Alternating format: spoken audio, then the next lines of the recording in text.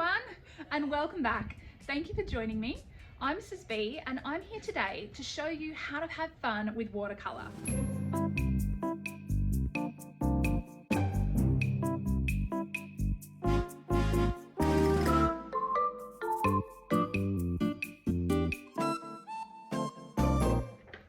I love teaching art and showing people how to use different materials. Today, come with me and I'll show you how to create this really bold, exciting and bright artwork of flowers using watercolours and sharpies. My last two lessons that I've posted are all about some technical things that you need to know when using watercolours, how to blend them together, how to use the water to your advantage, and how to create really structured artworks. This one is a little bit different. Now we're going to have some fun and we're going to just use some lines and shapes just to create a really beautiful artwork that looks something like this. It's upside down. So the main material for this task is watercolour paints, but I've also used a Sharpie over the top to add some detail. Today I'm going to show you how to create a bouquet of flowers and leaves using watercolour. An important part of watercolour is that you let colours play with one another, colours that are similar to one another.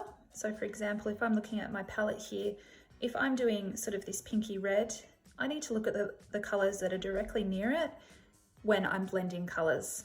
If I were to blend a colour that was, say, up here, like a green with my red, it's not going to combine very nicely. You're going to get a bit of a browny kind of mixture, and that's not ideal. So we want to keep the colours bright and vibrant, and my biggest tip for doing that is using harmonious colours that are next to each other.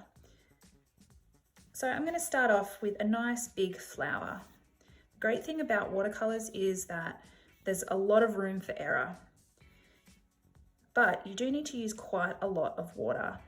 I have done a few watercolour artworks in past videos if you'd like to have a look at learning some techniques for blending, but the main thing is to use a high density of water and to work with the colours while they're wet. I'm just starting off, I started off with a circle there and doing some sort of arch shapes around my initial circle there, creating a bit of the idea of a rose. Now notice my paint has gotten a little dry there. I need to add more water because it needs to be high volume of water with this. The reason is because now I'm going to go in with a harmonious colour like we were talking about earlier to add in drops of colour while it's wet. If I did that once it had dried, it would be a completely different effect. The colours wouldn't bleed and you're not going to get the desired effect. So I'm just adding in an extra bit of colour there. You do need to work fairly quickly without rushing, of course.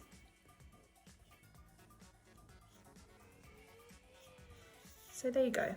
There you have it. That's my purpley, whoops, that's okay. Just pretend that was meant to happen. That's my purpley red flower. I'm going to do the same thing now, a few different times, using different mixtures of harmonious colours. Start with a circle and add arches. I want to get up nice and close to my other flower here.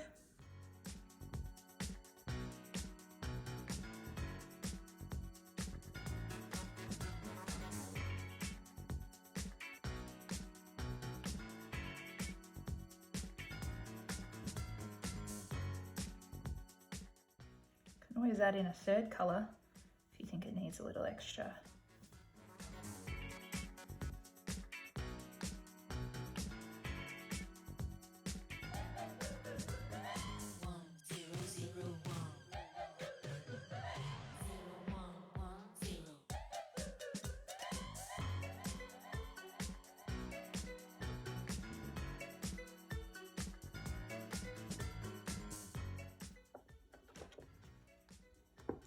So something to note is how the colours blend together really nicely. If you were to just do that with one colour, it would still look nice, but it would be quite a flat artwork. So adding in those extra layers of colour help to really round out the artwork. Now, it's not finished though. What I suggest at this point is just to add a few little extra, maybe different shape flowers, if you like. But we need to continue to use the same technique. We don't just use one color with our watercolor paints anymore. We consider what the harmonious color would be. Add in a few droplets to let the colors bleed and blend.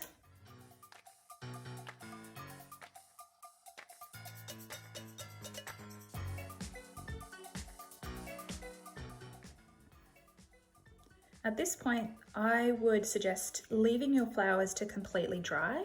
We are going to be doing some leaves around the outsides here, but they're going to be in greens, which are not harmonious colors. So if we have a wet color here, the green is going to bleed in with this purple and it's going to create a really pooey brown. So we don't want that. We're going to take some time to let this dry. Won't take long at all before we do our next section. Now, in creating leaves that go around our flowers here, we're using the same idea of using different layers of color. So I'm going to stay within the green family, but with my watercolor palette here, I have quite a few greens I can play with. So I'm going to start with this sort of darker green. Remember, you need a high quantity of water, and you can be quite organic with your shape. And then you can add in a second color. Or stems of leaves like this.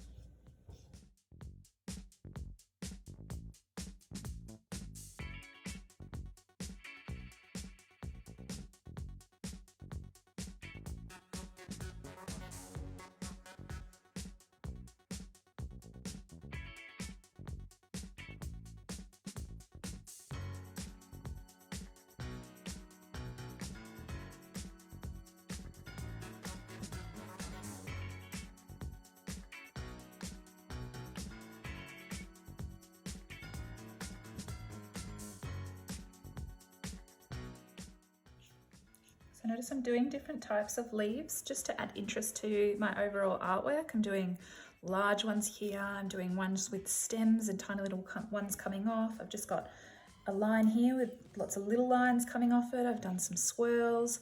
Later I'm going to come in and add a few little dots like that. So try to mix it up.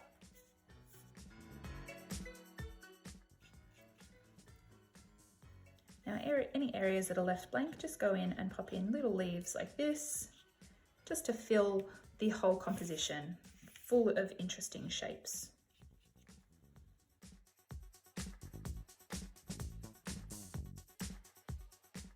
Now, you might have noticed I didn't have a plan for this artwork. I didn't sketch it out. I didn't necessarily know where everything was going to go when I started it.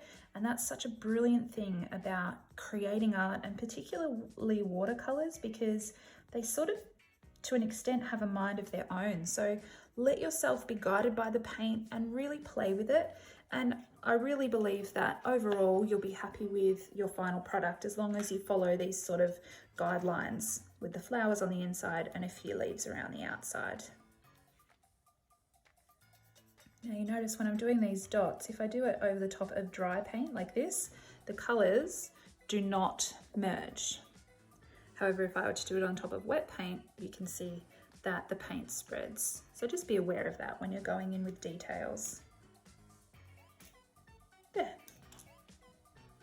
Now that I've filled my whole piece of paper full of color, you could either choose to leave it like that. It is a very beautiful artwork. However, I'm going to go back in with a Sharpie afterwards just to add a few bits of detail to my leaves and my flowers, but it does need to be completely dry.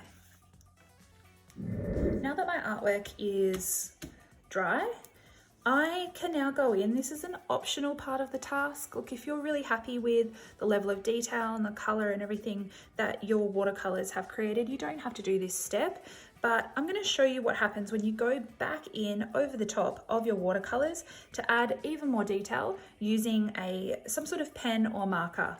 I'm using a Sharpie permanent marker. They're quite thick, so my lines are going to be quite bold. If you're wanting something a little bit smaller, a little bit more detailed, something like this, a uni pin which has a finer tip, is going to give you that level of detail you're looking for. Now there are some spots in my artwork that are still a little bit wet, so I have to try to work around them. And I'm going to try to add detail to my main middle flower here. So the way I'm going to do that is, starting in this middle circle that we always started our flowers with the watercolor, I'm going to do a spiral.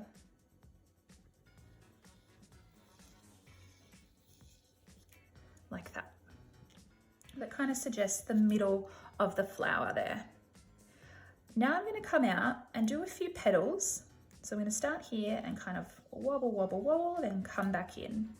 I'm going to do the same thing on this side, wobble, wobble, wobble, and come back in. I'm going to repeat that process until I've filled this entire space with the flower. But this time when I do the next layer, I'm going to start it in the middle of this petal here. So I'm going to come out and come back in. Come out, come back in. There's no real rule to it. If you want the petals to be bigger, you'll obviously make them further apart like this. But the idea is just to continue on bringing the petals around like that.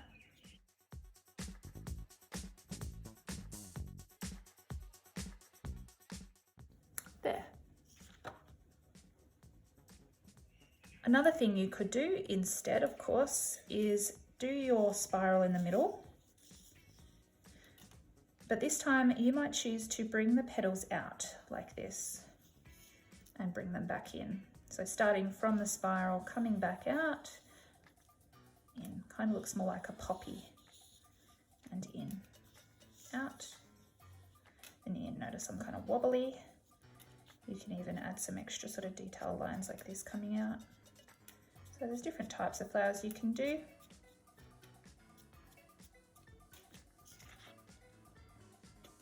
With this one here, that one's completely different entirely. You might do more kind of detailed long petals. You don't have to follow the exact petals you did underneath. You're kind of just using the shape as a guide for your drawing.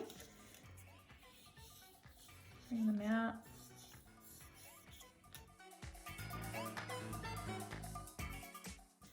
Okay.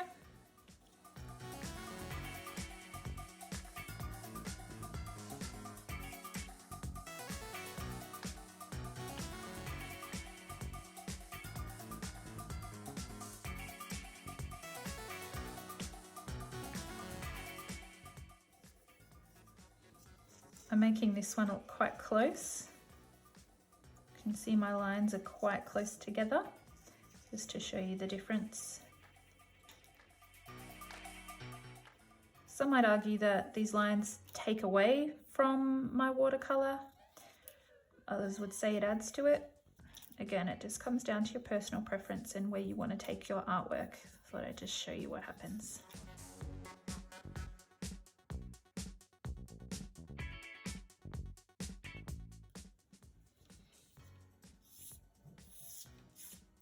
Now I'm going to do the same thing with the leaves, as you can see here. Just sort of outlining the general idea of the leaf, adding a few extra details.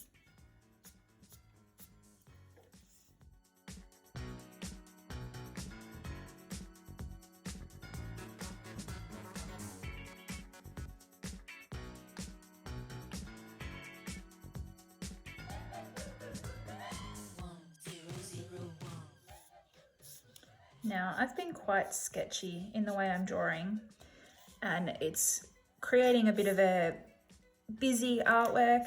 You know, I'm not being too fussy when I'm drawing my leaves. I'm sort of just giving the idea of a leaf like that, rather than sort of planning it out too much. You might choose to do the same thing. Otherwise, if you obviously are really careful with it, your artwork will be much neater than mine.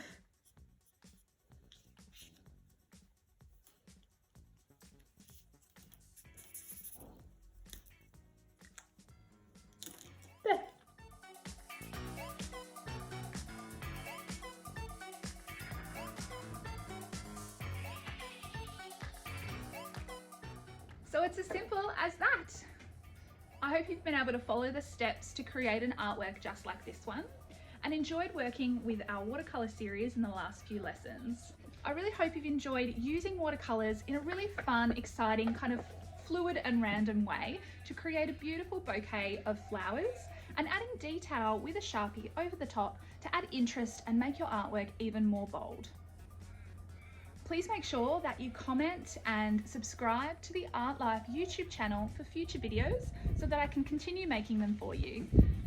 Please also comment and like this page with anything that you would like to see in the future. Have fun getting creative.